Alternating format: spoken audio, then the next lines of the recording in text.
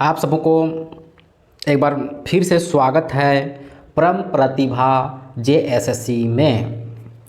और आज से हम लोग पढ़ेंगे कंप्यूटर कंप्यूटर थ्योरी और ऑब्जेक्टिव दोनों पढ़ेंगे। तो इस तरह से कंप्यूटर में कुल हम लोग को 27 चैप्टर पढ़ना है, जिसमें से 27 वीडियो देखेंगे आप लोग, और इसके अलावा 27 एमसीक्यू का भी वीडियो हम लोग देखेंगे। जैसे सबसे पहले हम लोग थ्योरी पोर्शन कंप्लीट करेंगे, उसके बाद एमसीक्यू। तो हम लोग इस बुक को आधार माने हैं और इस बुक को कंप्लीट हम लोग चैप्टर वाइज देखेंगे। तो हम लोग पढ़ेंगे क्या, सबसे पहले इस चैप्टर का नाम है कंप्यूटर का इंट्रोडक्शन एंड हिस्ट्री, यानी परिचय और इतिहास कंप्यूटर के बारे में जानेंगे। तो पढ़ेंगे क्या, कंप्यूटर के बारे में जानेंगे, कंप्यूटर का विकास, कंप्यूटर की पीढ़ियाँ, कंप्यूटर के भाग, कंप्यूटर के प्रकार, कंप्यूटर की विशेषताएं, कंप्यूटर के उपयोग, कंप्यूटर की सीमाएं और परीक्षा उपयोगी तथ्य और एमसीक्यू। ठीक है, तो आइए हम लोग देखते हैं। सबसे पहले हम लोग कंप्यूटर के बारे में जानते हैं।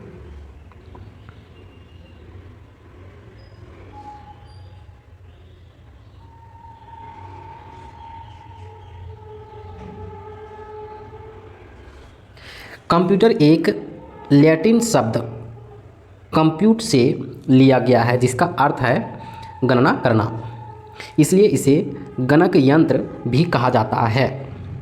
कंप्यूटर एक स्वचालित इलेक्ट्रॉनिक मशीन है। कंप्यूटर एक स्वचालित इलेक्ट्रॉनिक मशीन है जिसमें हम अपरिष्कृत आंकड़े देकर प्रोग्राम के नियंत्रण द्वारा उन्हें अर्थपूर्ण सूचनाओं में परिवर्तित कर सकते हैं। अब हम लोग देखेंगे कंप्यूटर का फुल फॉर्म।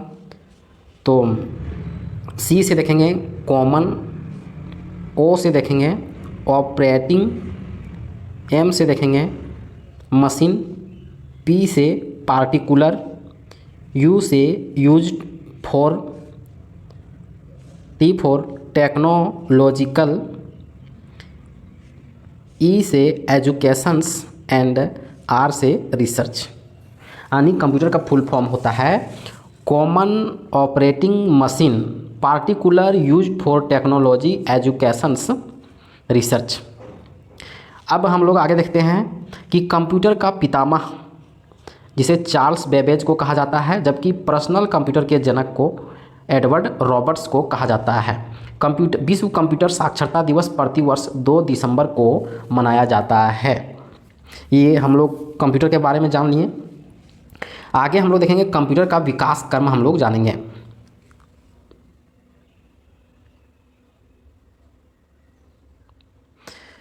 कंप्यूटर के विकास क्रम में हम लोग पढ़ेंगे जैसे अबेकस जो है वह विश्व का प्रथम गणना यंत्र है, जिसका आविष्कार बेबीलोन में अंकों की गणना के लिए किया गया था। तो पूछ देगा कि अबेकस जो है विश्व का प्रथम गणना यंत्र है, जिसका आविष्कारक कौन है, तो टिम क्रेनमर। ठीक है। दूसरा है नेपियर बोन्स या लोगोरिथम। लोगोरिथम क्या है, लोगोरिथम जो है यह दूसरा गणना यंत्र है जिसका आविष्कार स्कॉटलैंड में किया गया था। तो पूछ देगा कि जो नेपियर बोन्स या लोगोरिथम का आविष्कारक कौन है, तो जॉन नेपियर। ठीक है। पास्कलाइन प्रथम यांत्रिक गणना केवल जोड़ घटाने वाली मशीन का आविष्कार किया। तो पास्कलाइन का आविष्कारक कौन है, तो ब्लेज पास्कल्स। आगे है लेबनिज कैलकुलेटर। जर्मनी के गॉटफ्रीड लेबनिज जो पास्कल्स के मशीन को और बेहतर बनाया और गुना भाग भी ऐड किया, इसका भी आविष्कारक हैं गॉटफ्रीड लेबनिज। हम लोग पास्कलाइन में देखें जोड़ और घटाव, पास्कलाइन में देखें जोड़ और घटाव तो ब्लेज पास्कल, और वही लेबनिज कैलकुलेटर में गुना भाग ऐड कर दिया गया तो लेबनिज। आगे हम लोग देखते हैं डिफरेंस इंजन। भाप से चलने वाले डिफरेंस इंजन का आविष्कार जो है बीजगणित में किया गया चार्ल्स बेबेज के द्वारा। एनालिटिकल इंजन जो जोड़ घटाव गुना भाग कर सकता है, तो एनालिटिकल इंजन का आविष्कारक हैं चार्ल्स बेबेज। टेबुलेटिंग मशीन छिद्र किए हुए कार्डों द्वारा संख्या पढ़ने का कार्य किया जाता है, जिसका आविष्कारक है हर्मन होलेरिथ। ABC इसका पूरा नाम है एटना सॉफ्ट बेरी कंप्यूटर।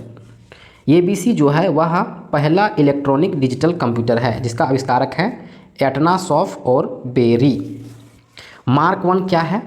विश्व का प्रथम पूर्ण स्वचालित विद्युत यांत्रिक गणना यंत्र था, जिसमें डाटा संग्रह हेतु पंच पेपर टेप का प्रयोग किया जाता है। तो मार्क 1 का आविष्कारक हैं हार्वर्ड आइकन। आगे है एनियक, फिर है इडभेक, एडसेक और यूनिभेक 1। तो एनियक क्या है? एनियक है प्रथम पूर्ण इलेक्ट्रॉनिक डिजिटल कंप्यूटर। एनियक का आविष्कारक हैं JP एकर्ट तथा जॉन मूचली। एडभेक जो है संग्रहित प्रोग्राम अवधारणा देकर एडभेक का विकास किया गया वान न्यूमैन के द्वारा। एडसेक जो है यह पहला प्रोग्राम संग्रहित डिजिटल कंप्यूटर था, जिसका आविष्कारक है मॉरिस विल्कस। यूनिभेक 1 जो है प्रथम व्यापारिक कंप्यूटर था, GEC जनरल इलेक्ट्रॉनिक कॉरपोरेशंस के द्वारा आविष्कार किया गया। अब हम लोग आगे देखते हैं कि मैक्रो कंप्यूटर आसी आधारित मैक्रो कंप्यूटर का निर्माण किया गया, जिसने पर्सनल कंप्यूटर के निर्माण में नई दिशा दी।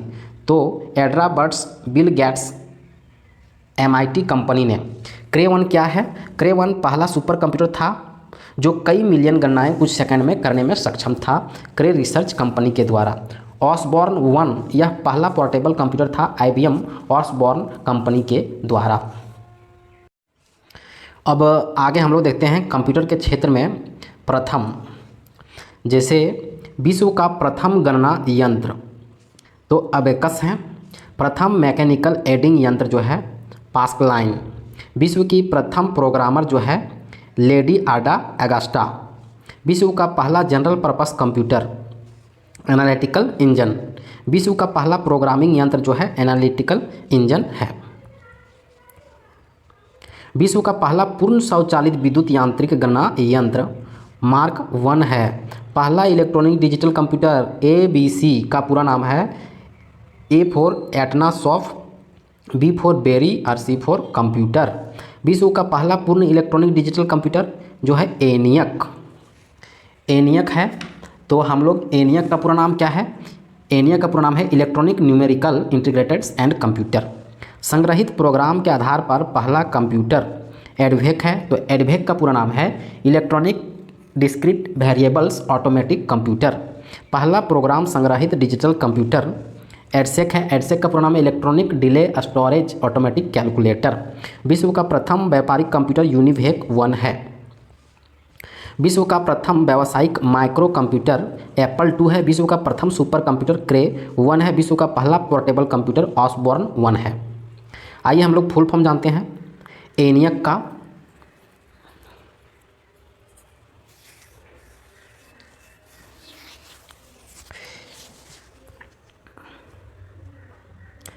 देखिए आप लोग लास्ट में सी देख रहे होंगे, इसमें भी सी, एनियक, एडभेक, एडसेक और यूनिभेक। तो सब में कंप्यूटर है लेकिन एक में कैलकुलेटर है। ध्यान दीजिएगा किसमें कैलकुलेटर है, देख लेते हैं। इसमें कैलकुलेटर है, बाकी सब में कंप्यूटर है। उसके बाद पहला जो अक्षर है एनियक, एडभेक, ई जो है पहला अक्षर, ये सभी में जो है सेम ही है, इलेक्ट्रॉनिक और यू फॉर यूनिवर्सल। उसके बाद एनियक का क्या नाम है? Electronic numerical integrated and computer. EDVAC का है electronic discrete variables automatic computer. इस तरह से है। समाचार पन्नों से क्या दिया है? इलेक्ट्रॉनिक और सूचना प्रौद्योगिकी मंत्रालय जो CDEC द्वारा भारत का पहला स्वदेशी सर्वर रुद्र लॉन्च किया गया। अब हम लोग कंप्यूटर के कार्य के बारे में जानेंगे।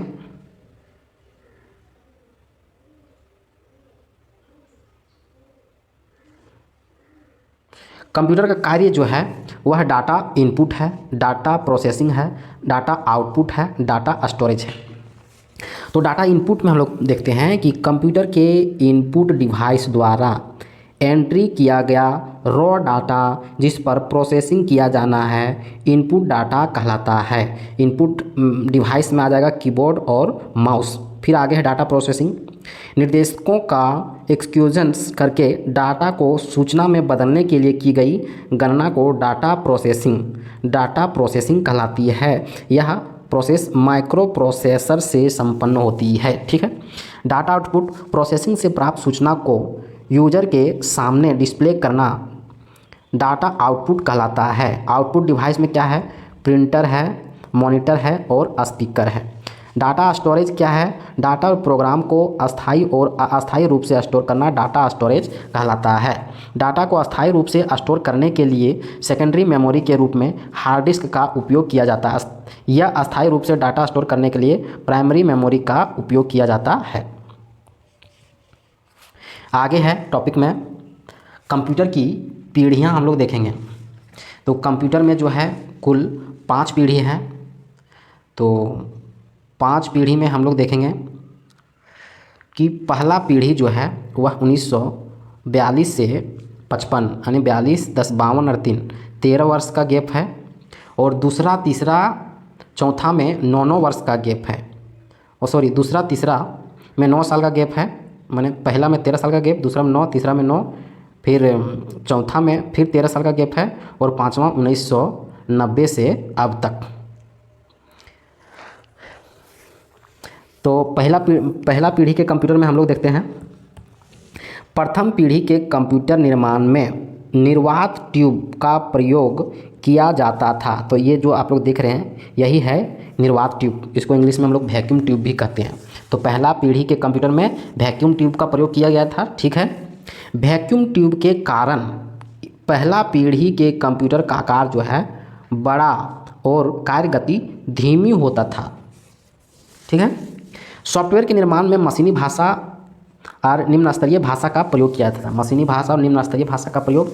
इसमें स्टोरेज के लिए पंच कार्ड तथा पेपर टेप का प्रयोग किया जाता था। इसका उदाहरण है एनियक, एडवेक, यूनिवेक और मार्क 1। दूसरा पीढ़ी में हम लोग चलते हैं।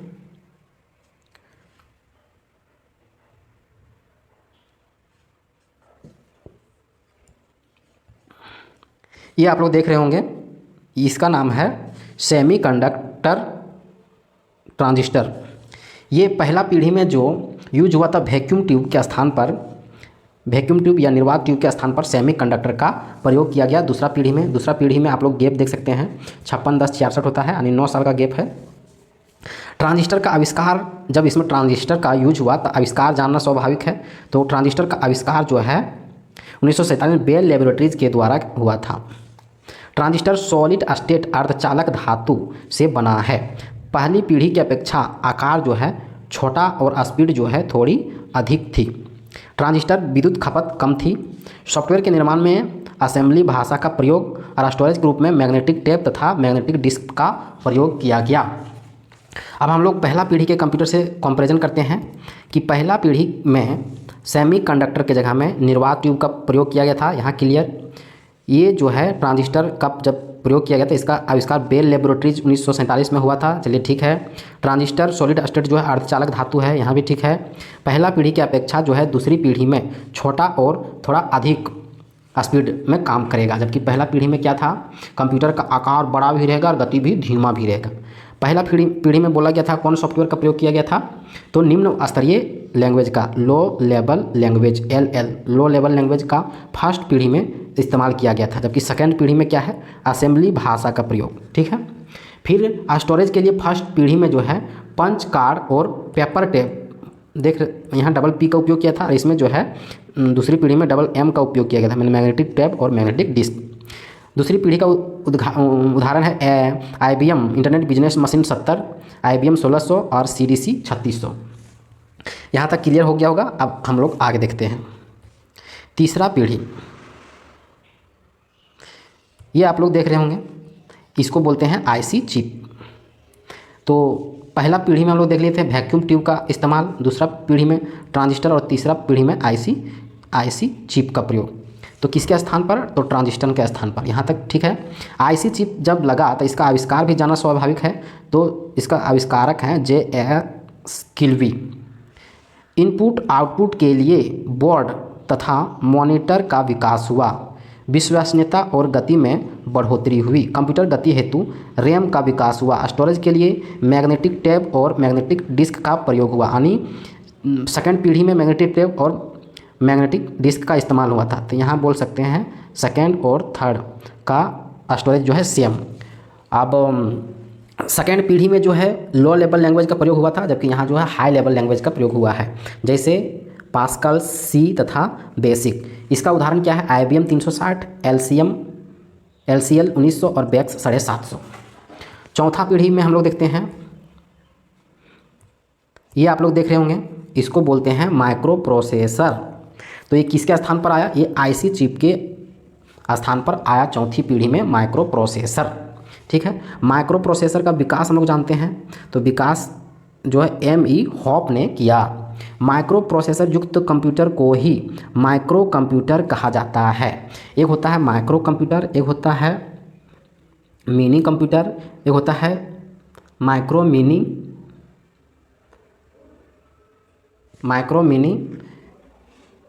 तो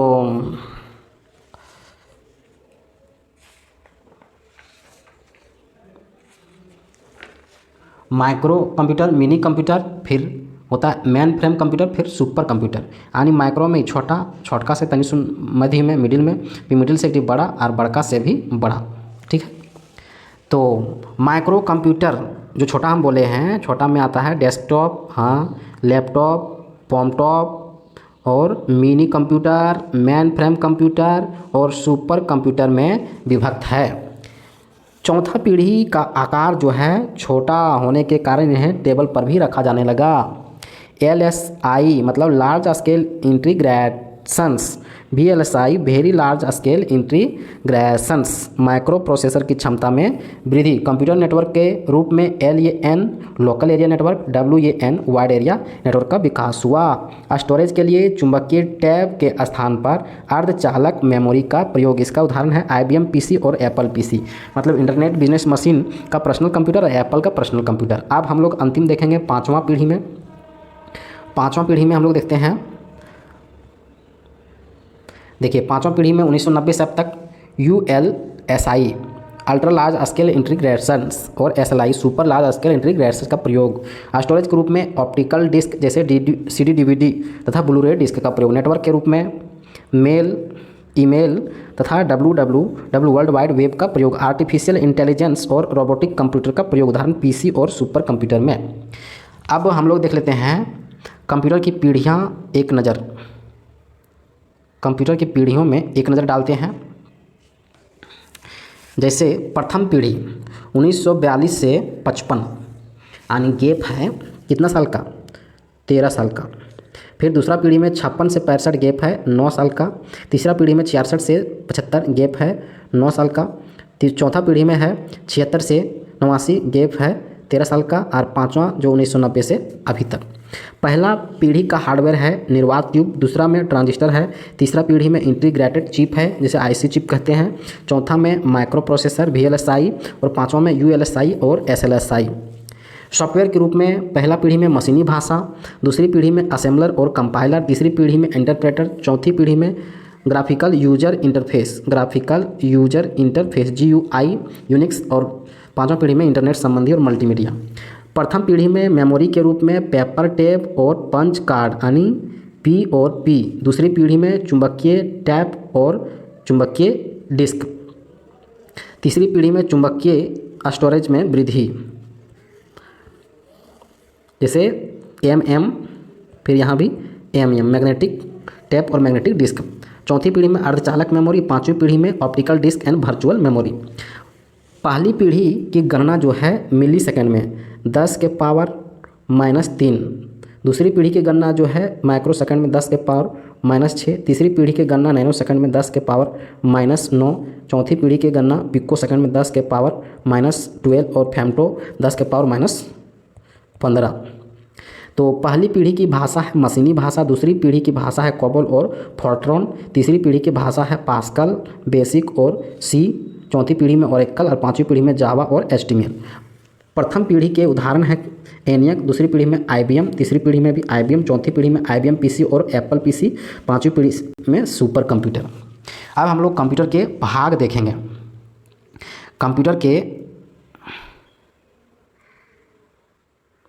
कंप्यूटर के भाग देखेंगे तो कंप्यूटर के भाग जो है वह 3 है, सिस्टम यूनिट्स, इनपुट यूनिट्स और output units.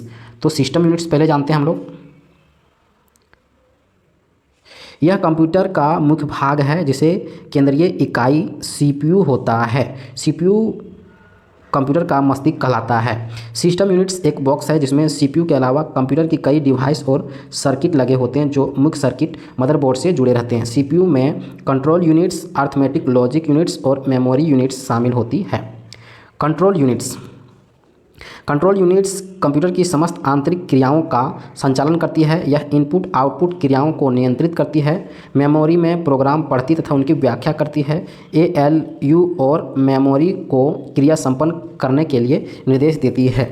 Arithmetic logic units, ALU arithmetic logic units, यह एक ऐसा इलेक्ट्रॉनिक सर्किट होता है जो अंकगणितीय गणनाएं करने में सक्षम होता है। अंकगणितीय क्रियाओं में जोड़ घटाव गुणा भाग शामिल है। मेमोरी यूनिट्स कंप्यूटर में डाटा तथा निर्देशों को संग्रह करने की क्षमता होती है जो कंप्यूटर की मेमोरी कहलाती है। बिना मेमोरी के कंप्यूटर का कार्य नहीं कर सकता है। मेमोरी में प्रत्येक स्थान की एक पहचान संख्या होती है जिसे एड्रेस कहते हैं। मेमोरी एक अर्धचालक चिप होती है। इनकी चर्चा विस्तार से आगे की जाएगी। अब हम लोग पढ़ेंगे इनपुट यूनिट्स हम लोग पढ़ेंगे।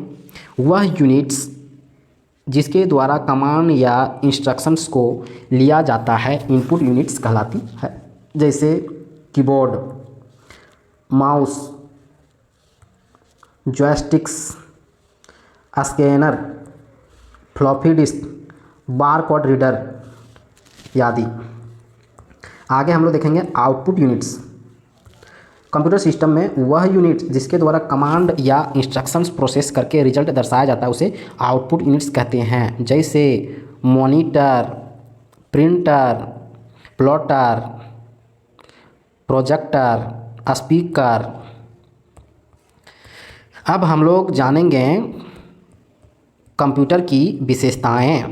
तो कंप्यूटर की विशेषता क्या है? गति यानी स्पीड, शुद्धता यानी एक्यूरेसी, सक्षमता यानी डिलीजेंसी, स्मरण शक्ति यानी पावर ऑफ रिमेम्बरिंग, व्यापक उपयोगिता यानी वर्सटाइलिटी, स्वचालन, ऑटोमेशन, संग्रहण क्षमता, स्टोरेज।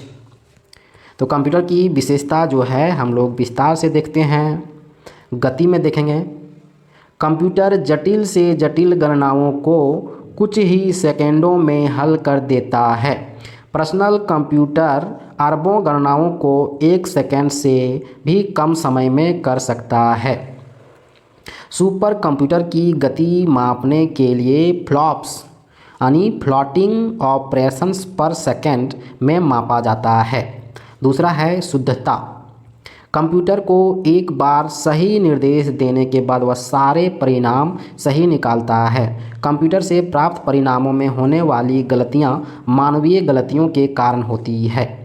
कंप्यूटर में खराबी आने से या वायरस आ जाने से गलत परिणाम निकाल सकता है। सक्षमता, कंप्यूटर कार्य करते करते कभी थकता नहीं है। निरंतर कई घंटों तक कार्य करने के बाद भी एकाग्रता एवं गति के साथ कार्य करता रहता है। स्मरण शक्ति, कंप्यूटर में मानव मस्तिष्क की तरह स्मरण शक्ति होती है जिसमें लाखों करोड़ों आंकड़े संग्रह करके रखे जा सकते हैं। आवश्यकता अनुसार इन आंकड़ों को कभी भी फिर से देखा जा सकता है।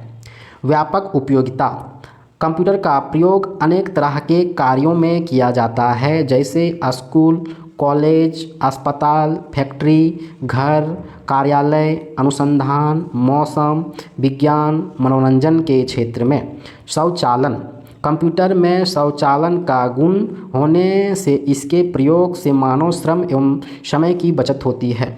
संग्रहण क्षमता, कंप्यूटर की संग्रहण क्षमता बहुत अधिक होती है। इसमें लाखों करोड़ों आंकड़े संग्रह करके रखे जा सकते हैं। देखिए, कंप्यूटर साक्षरता दिवस 2 दिसंबर को मनाया जाता है, जबकि 31 नवंबर को कंप्यूटर सुरक्षा दिवस मनाया जाता है। अब हम लोग आगे पढ़ेंगे कंप्यूटर के प्रकार। तो कार्य के आधार पर analogue computer, digital computer, hybrid computer.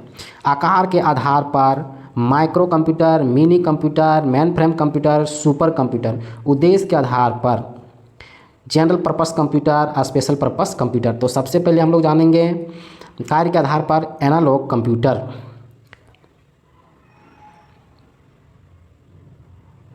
Analogue computer सामान्य भौतिक राशियां जैसे ताप, दाब, लंबाई के मापन पर आधारित होते हैं। कंप्यूटरों का उपयोग वहाँ किया जाता है जहाँ भौतिक राशियों के निरंतर मापन की आवश्यकता होती है, जैसे इंजीनियरिंग, इंडस्ट्रीज एंड विज्ञान के क्षेत्र में। तो इसका उदाहरण है एनालॉग कंप्यूटर का, जैसे thermometer, speedometer, seismometer, analogue clock और वोल्ट मीटर। दूसरा है डिजिटल कंप्यूटर। ऐसा कंप्यूटर जिनका उपयोग डिजिटल युक्तियों में किया जाता है जो डिजिटल सिग्नल का प्रयोग करते हैं। डिजिटल कंप्यूटर डाटा और प्रोग्राम को 0 और 1 में परिवर्तित करके उनको इलेक्ट्रॉनिक रूप में ले जाते हैं। डिजिटल कंप्यूटर गणना के साथ साथ लॉजिकल क्रियाएं भी करता है। उदाहरण के लिए डिजिटल कंप्यूटर, डिजिटल घड़ी और calculator. Hybrid computer. In computers में एनालॉग कंप्यूटर और डिजिटल कंप्यूटर दोनों के ही गुण विद्यमान होते हैं। उन्हें हाइब्रिड कंप्यूटर कहा जाता है। जैसे पेट्रोल पंप पर कंप्यूटर पेट्रोल की मात्रा को मापकर लीटर में दिखाता है और उसकी गणना भी करता है। अस्पताल में रोगी के तापमान, धड़कन, रक्तचाप को एनालॉग सिग्नल के रूप में ग्रहण कर और फिर उन्हें डिजिटल सिग्नल में बदलकर परिणाम अंकों के रूप में प्रदर्शित करता है।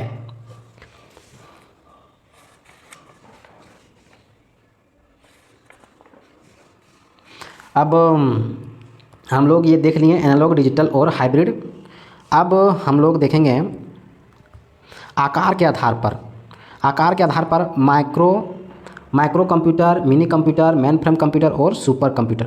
तो सर्वप्रथम हम लोग देखते हैं माइक्रो कंप्यूटर यानी छोटा कंप्यूटर। मैक्रो ये आकार में छोटे एवं कम कीमत में कम के होते हैं। इसका उपयोग घर में, कार्यालय में, विद्यालयों में लगे कंप्यूटर प्रायः माइक्रो कंप्यूटर होता है।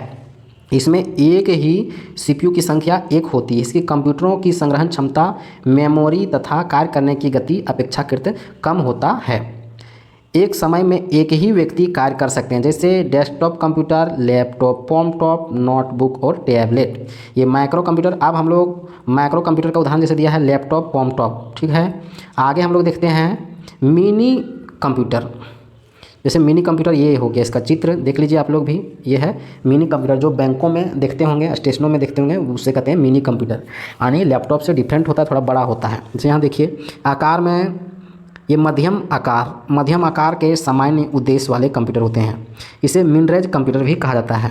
माइक्रो कंप्यूटर की तुलना में अधिक कार्यशील और शक्तिशाली एवं अधिक कीमत वाले होते हैं। इनकी संग्रहण क्षमता एवं कार्य करने की गति जो अपेक्षाकृत अधिक होती है। एक से अधिक क्या होता है, सीपीयू होता है और एक समय में एक से अधिक व्यक्ति कार्य कर सकते हैं, जैसे बैंक में और बड़े ऑफिसों में उपयोग होता है। तीसरा है मेन फ्रेम कंप्यूटर। मतलब ये आकार में बहुत बड़े होते हैं, यानी सुपर कंप्यूटर से छोटा। इनकी संग्रहण क्षमता एवं कार्य करने की गति भी बहुत अधिक होती है। मेन फ्रेम कंप्यूटरों पर एक समय में कई व्यक्ति कार्य कर सकते हैं, जैसे रेलवे, आरक्षण में, बीमा कंपनियों में, अनुसंधान संस्थान में, एयरपोर्ट पर। हम लोग देखेंगे सुपर कंप्यूटर। ये आकार में सबसे बड़े कंप्यूटर होते हैं। इनकी संग्रहण क्षमता एवं कार्य करने की गति सर्वाधिक होती है। अधिक जटिल एवं उच्च कोटि की शुद्धता वाली गणनाएं सुपर कंप्यूटर से की जाती है। कंप्यूटर सबसे महंगे होते हैं। इन पर भी अनेक व्यक्ति एक साथ कार्य कर सकते हैं। सुपर कंप्यूटर की गति की गणना जो है फ्लॉप्स यानी फ्लोटिंग ऑपरेशंस पर सेकंड में की जाती है। इन सुपर कंप्यूटर का उपयोग वैज्ञानिक अनुसंधान में, मौसम अनुसंधान में, अंतरिक्ष अनुसंधान में, रक्षा संगठन में, नाभिकीय संयंत्रण के नियंत्रण में, आनुवांशिकी अभियांत्रिकी में किया जाता है। और यहाँ दिया है सुपर कंप्यूटर के बगल में कि परम गंगा और परम प्रवेगा सीडेक द्वारा, सीडेक पुणे 2022 में बनाए गए सुपर कंप्यूटर्स हैं। आगे है सुपर कंप्यूटर का विकास। भारत में सुपर कंप्यूटर के पिता जो है विजय भाटकर को कहा जाता है। भारत में सुपर कंप्यूटर के विकास जो है 1980 के दशक में NAL द्वारा निर्मित फ्लो सॉल्वर कंप्यूटर्स के माध्यम से हुई। NAL का पूरा नाम है नेशनल एरोनॉटिक लेबोरेटरीज और सीडेक का पूरा नाम है central for development of advance computing, Pune का है, और BARC IIT मुंबई। इस तरह से अभी हम लोग सीडेक देखें तो सीडेक के बारे में जान लेते हैं। सीडेक का पूरा नाम है central for development of advance computing. इसकी स्थापना 1988 में, मुख्यालय पुणे में स्थित है। भारत का पहला सुपर कंप्यूटर परम 8000 वर्ष 1991 में सीडेक पुणे के द्वारा बनाया गया था। परम सुपर कंप्यूटर के साथ ही सीडेक ने पारस व परुल नामक 2 सॉफ्टवेयर बनाए जो सुपर कंप्यूटर से संबंधित हैं। दूसरा है DRDO की भूमिका। DRDO के विशेष विभाग अनुराग ने PACE processor for aerodynamic computations and evolutions के नाम से सुपर कंप्यूटर की श्रृंखला का विकास किया। 1996 में इसी का विकसित रूप पेस प्लस जारी किया गया जिसकी क्षमता 1 गीगाफ्लॉप से अधिक थी। अंतर्राष्ट्रीय बाजार में इसे पेस अस्पात के नाम से जारी किया। पेस श्रृंखला के सुपर कंप्यूटर लड़ाकू विमानों के निर्माण, नाभिकीय रिएक्टर के डिजाइन, प्रेक्षापात्र निर्माण में विशेष रूप से काम आते हैं। BARC की भूमिका। BARC के द्वारा अनुपम नाम से सुपर कंप्यूटर का निर्माण किया गया। इसका विशेष उपयोग नाभिकीय विज्ञान में किया जाता है।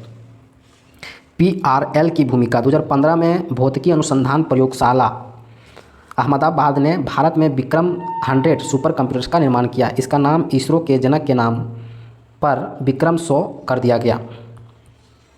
वर्तमान स्थिति।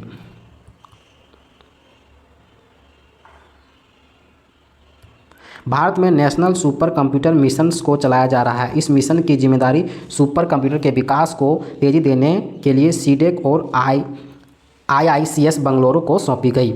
इस मिशन के तहत सुपर कंप्यूटर ग्रिड को नॉलेज नेटवर्क से जोड़ा जाएगा। अभी भारत का सबसे तेज सुपर कंप्यूटर परम सिद्धि AI है जो नवंबर 2020 में टॉप 500 सुपर कंप्यूटर की सूची में 63वां स्थान है। भारत के प्रमुख सुपर कंप्यूटर का हम लोग नाम देख लेते हैं। जो सबसे टॉप पर है परम सिद्धि, फिर है प्रत्यूष, मिहिर, आदित्य, सहस्रत, परमजुआ, पद्म, परम शिवाय, एक्का, अनुपम और पेश। 2022 में भारत में बने नए सुपर कंप्यूटर जैसे परम शक्ति IIT खड़गपुर द्वारा, परम कामरूप IIT गुवाहाटी के द्वारा, परम गंगा IIT रुड़की के द्वारा, परम अनंत IIT गांधीनगर के द्वारा। अब आगे देखते हैं कंप्यूटर के उपयोग। कंप्यूटर के उपयोग में देखते हैं संचार के क्षेत्र में कंप्यूटर का उपयोग। संचार के क्षेत्र में रेल, बस, हवाई जहाज़ की समय सारणी ज्ञात करने में, परीक्षाओं के परिणाम जानने में, विश्व के प्रमुख समाचार पत्र को ऑनलाइन पढ़ने में, इंटरनेट पर संदेशों को भेजने में। व्यापार के क्षेत्र में कंप्यूटर का उपयोग जो है साधारण हिसाब किताब या लेखा रखने में, ई-कॉमर्स, ई-बैंकिंग के तहत व्यापार बढ़ाने में, सिनेमा, होटल, यात्रा आदि की बुकिंग करने में। चिकित्सा के क्षेत्र में देखेंगे CT स्कैन, MRI, एक्सरे आदि करने में, DNA फिंगरप्रिंट करने में। अभियांत्रिकी क्षेत्र में किसी भवन, वस्तु, कलपुर्जे आदि के निर्माण में। कंप्यूटर एडेड डिजाइन के द्वारा किसी भी भवन या वस्तु का 3D तैयार करने में। मनोरंजन के क्षेत्र में बच्चों के कंप्यूटर गेमिंग एवं कार्टून देखने में, फिल्मों के स्पेशल इफेक्ट दृश्य तैयार करने में, डिजिटल चैनल के प्रसार में। कंप्यूटर के कुछ सीमाएं हैं यानी लिमिटेशन है, तो जान लेते हैं क्या लिमिटेशन है। कंप्यूटर सोचने व समझने की क्षमता नहीं होती है। कंप्यूटर केवल दिए गए निर्देशों पर ही कार्य कर सकते हैं। कंप्यूटर तकनीकी में तेज़ी से परिवर्तन होता है जिससे पुराने कंप्यूटर कम उपयोगी हो जाते हैं। कंप्यूटर में संग्रहित महत्वपूर्ण सूचनाओं को सुरक्षित रखने के विभिन्न उपाय करने पड़ते हैं। ई बैंकिंग, ई कॉमर्स, एटीएम आदि धोखाधड़ी में अनेक किस्से सामने आए हैं। अन्य महत्वपूर्ण तथ्य हम लोग देख लेते हैं।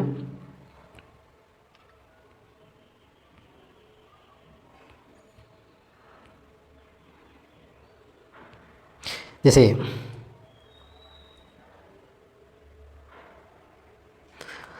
अन्य महत्वपूर्ण तथ्य में हम लोग जानेंगे कंप्यूटर से जुड़े भौतिक भाग जिन्हें हम देख सकते हैं, छू सकते हैं, उन्हें हार्डवेयर कहते हैं। कंप्यूटर से कार्य करवाने के लिए दिए जाने वाले निर्देशों को प्रोग्राम कहते हैं। कंप्यूटर के विकास क्रम को 5 पीढ़ियों में विभक्त किया गया है। यूजर भाषा को मशीनी भाषा में बदलने के लिए ट्रांसलेटर सॉफ्टवेयर की आवश्यकता होती है। कंप्यूटर भाषाओं को मुख्यतः 3 भागों में बांटा गया है: low level language, assembly language और उच्च स्तरीय हाई लेवल लैंग्वेज। सॉफ्टवेयर में मुख्यतः 2 तरह के होते हैं: सिस्टम सॉफ्टवेयर और एप्लीकेशन सॉफ्टवेयर। कंपाइलर, इंटरप्रेटर और असेंबलर ऑपरेटिंग सिस्टम सॉफ्टवेयर के उदाहरण हैं। सैमुअल क्रे को विश्व में सुपर कंप्यूटर का जनक कहा जाता है। विजय पांडुरंग भाटकर को भारत में सुपर कंप्यूटर का जनक कहा जाता है।